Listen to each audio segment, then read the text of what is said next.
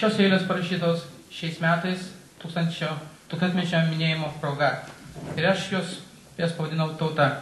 Patiks, nepatiks jums patiems teisti, bet geriausiai bet kokiu atveju bent išgirsti.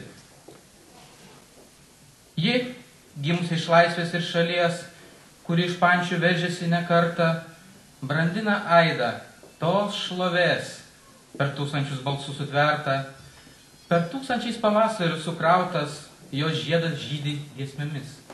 Jo šimtmečių stangintas kraujas vėl teka laisvės virsnomis.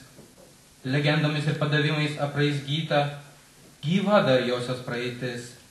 Ne kartą užmarštins skandinta, atbunda vėliai per mumis. Šiandien pasauliu išsklaidyta, savam krašte nesuprasta, ji laisvės troškulių maitinta, atgyja vėl sava kalba.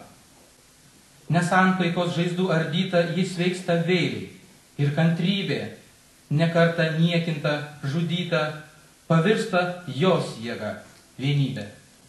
Savoj gimtiniai baudžiama, krauju nekarta ją apgynė. Jos vardas Lietuvos tauta, lietuvių žemė jos tėvynė. Ačiū labai.